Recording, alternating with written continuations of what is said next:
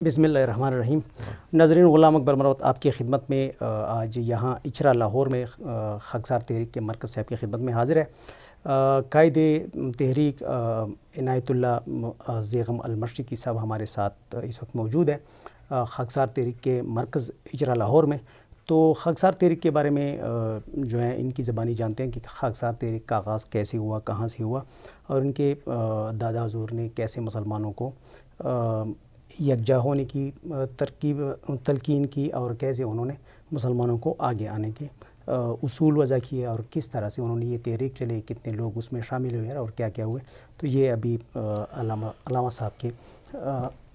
कायदे जो अब तहरीक है खाकसार, उनसे पूछ लेते हैं कि वो क्या फरमाते हैं। बहुत शुक्रिया जनाब। अस्सलाम वालेकुम। मेरा नाम इनायतुल्लाह खान ज़ेग़म अल-मशरिकी है और इस वक्त मैं कायदे खाकसार तहरीक के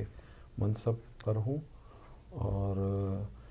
तहरीक के मुतल्लिक़ मुझसे जो सवाल किया गया है कि इसका इजरा कब हुआ और किस नज़रिए से इसको अल्लामा इनायतुल्लाह खान अल-मशरिकी ने इसको शुरू किया, तो उस नुक्ता नज़र से मैं चंद चीज़ें वजाहत करूँगा कि खाकसार तहरीक का इजरा अल्लामा साहब ने 1931 में किया था, लेकिन इससे पहले उनकी जो सोच और नज़रिया था वो यानी कि फ़िक्री और नज़रियाती तौर पर उनमें जो इत्तेहाद बैनुल मुस्लिमीन का जो नज़रिया था, जिसको हम पैन इस्लामाइजेशन भी कह सकते हैं और है भी, वो चीज़ उनके यहाँ बचपन से परवान चढ़ी। जब वो अमृतसर में थे अपने वालिद अता मोहम्मद ख़ान साहब के साथ, क्योंकि आबाई शहर अमृतसर था और अल्लामा साहब की पैदाइश 1888 में हुई, तो बचपन से ही उनकी दीन के साथ वाबस्तगी रही है। और 7 साल की उम्र में उन्होंने कुरान ने पाक को हिफ्ज़ किया माशाअल्लाह। और फिर उनकी जो बैठक थी, अटैचमेंट थी अपने वालिद के साथ बहुत ज़्यादा थी और उनका यानी कि जो ख़याल थे वो इत्तेहाद बैनुल मुस्लिमीन के नज़रिए पर बहुत यानी कि सख्ती से कारबंद थे वो। और एक अखबार भी उस ज़माने में निकालते थे वकील के नाम से।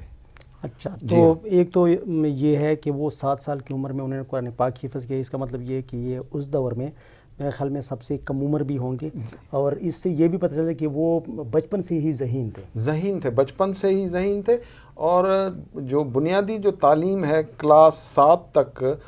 यानी कि जो है वो उन्होंने अपने घर में ही, क्योंकि उनके घराने में इतने पढ़े लिखे लोग मौजूद थे कि उन्होंने जो बुनियादी तालीम जो है दीन की और जो दूसरी जो एकेडमिक तालीम है 7वीं क्लास तक उन्होंने अपने घर में तालीम रखी है। उसके बाद फिर जब वो निकले हैं तो फिर ज़माना गवाह है कि उन्होंने फिर पीछे मुड़कर नहीं देखा। और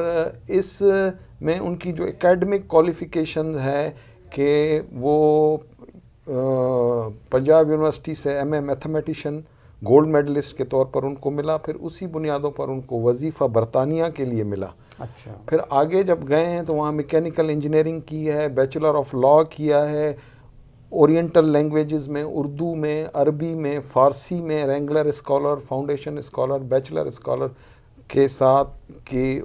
यानी कि एजाज़ात के साथ उन्होंने वो डिग्रियाँ तकल के कलील अरसे में। अच्छा, ये तमाम डिग्रियाँ 1907 से लेकर बल्कि 1912 तक 5 साल के इस अरसे में उन्होंने ये यानी ट्राइपोजिस भी किए हैं। और वहीं से क्योंकि घराने से उनको एक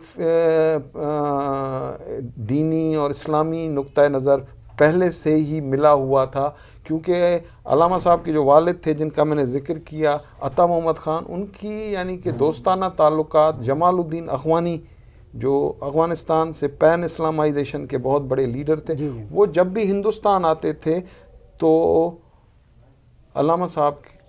के घर यानी हमारे उस आबाई जो घर था वहाँ पर वो अमृतसर में वहाँ ठहरते थे। अच्छा, वो मेहमान होते थे। अच्छा, है ना। तो वो बचपन से जब बाप की गोद में बैठकर उनके सामने जो चीज़ें बातें चलती थी तो वही जहन में फिर बैठती चली गई। بیٹھتی چلی گئی. تو پھر اگر یورپ بھی گئے ہیں تو وہاں پر بھی جب انہوں نے وہ مغربی تعلیم حاصل تو کی ہے، لیکن بنیادی طور پر ان کے اندر جو شخصیت سازی کے اس دور میں ان کی شخصیت اسلامائزیشن تھی. تو پھر جب یہاں آئے اور وائسرائے ہند کے نیچے، انڈر سیکرٹری وائسرائے ہند کے نیچے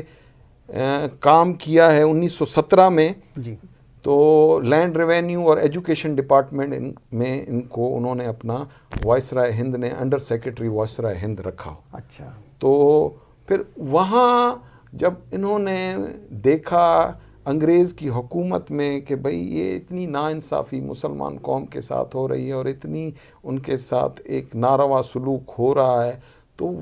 اور ان کے خیالات اس طرف پختہ ہوتے چلے گئے کہ یہ ناانصافی، یہ زوال پرستی جو اس وقت پوری قوم پر چھائی ہوئی ہے اور ناانصافیوں کا جو شکار اس وقت ہندوستان میں مسلمان ہو رہا ہے، آخر اس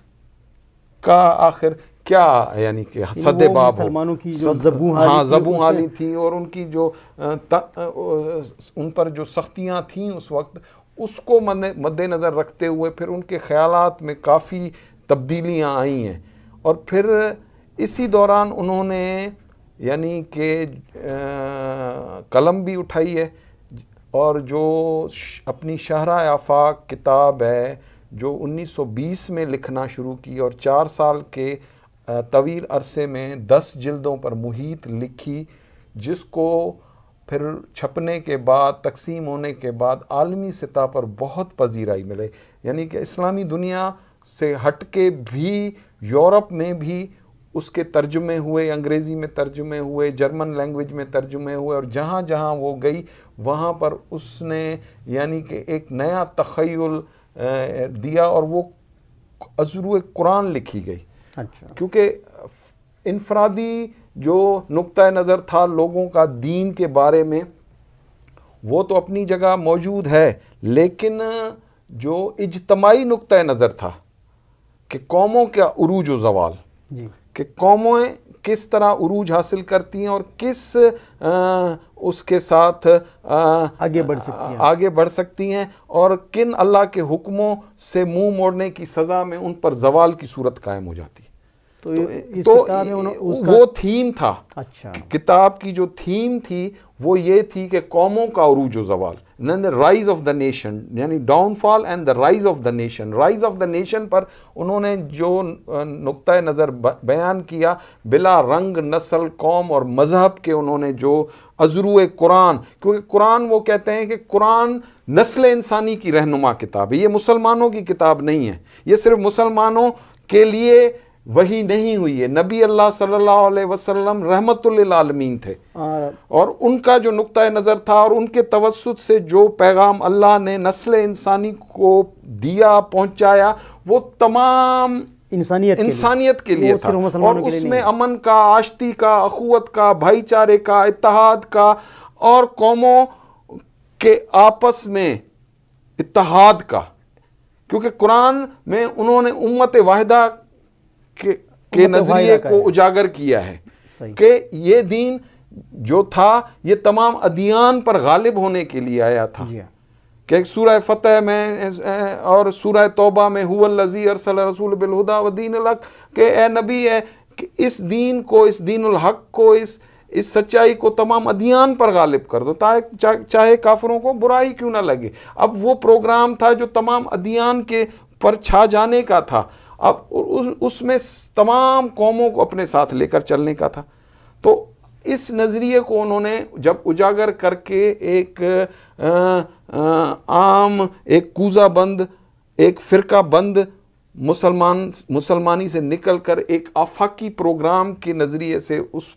نظریے کو، قرآن کو جب بیان کیا، تو لوگوں کو ایک نیا زاویہ ملا، ایک نیا ڈائمنشن ملا. اسی بنیادوں پر جامعہ الازہر میں اس کتاب کو 20 سال تک پڑھایا گیا. اچھا. سلیبس کے طور پر علامہ صاحب کی اس تذکرہ کو، جس کو نوبل پرائز بھی آفر ہوئی کہ آپ صرف اس کا انگریزی ترجمہ کر دیں تو ہم آپ کو ادب کا نوبل پرائز دیں گے، لیکن انہوں نے اس بات پر اس نوبل پرائز کو رد کیا کہ یہ عربی میں لکھی گئی ہے اور اردو میں لکھی گئی ہے. اگر یہ زبانیں آپ کو قابل قبول نہیں ہیں تو پھر مجھے انگریزی میں اس کو ترجمہ کرنے کی ضرورت نہیں ہے کہ میں انعام سمیٹنے کے لیے، میں نے تو قوم کو بلکہ نسل انسانی کو پھر سے زندہ کر کے ان کے اندر اتحاد کو، اخوت کو اجاگر کرنے کے لیے ایک پروگرام دیا ہے کہ ازرو قرآن ہم ایک دوسرے کے دشمن نہیں ہیں، مذہب کے نام پر ہم ایک دوسرے کو کاٹنے مارنے نہیں آئے، بلکہ ہم مذہب ہمیں معاشرت کا، اخوت کا، بھائی چارے کا پیغام دے رہی ہے، اور ہم ایک مذہب کے نام پر ایک دوسرے کو کاٹ رہے ہیں، مار رہے ہیں، اور پھر یہی چیزیں ہم پھر نیچے آ کر برادری ازم میں، قوم پرستیوں میں بھی ہم انہی چیزوں کو لاگو کر کے ایک دوسرے کا استحصال کر رہے ہیں، ایک دوسرے کے حقوق غصب کر رہے ہیں۔ یہ تمام نظریہ اس 10 جلدوں پر محیط کتاب میں ازرو قرآن انہوں نے بتایا۔ انہوں نے صلاۃ کا ذکر بتایا کہ صلاۃ کا نظریہ کیا ہے، صراط مستقیم کیا ہے، فحشاء والمنکر کیا ہے، یہ فحشات کیا ہیں، یہ کفر کی صحیح معنی، یعنی صحیح معنی بیان فرمائے انہوں نے۔ تو اس کو تمام چیزوں کو انہوں نے اجتماعی نقطہ نظر دیا کہ بھئی کہ انہوں نے تفصیل سے لوگوں کو تفصیل کے ساتھ اب یہ ساری چیزیں جب آئی ہیں تو ان کی ایک شخصیت بن گئی۔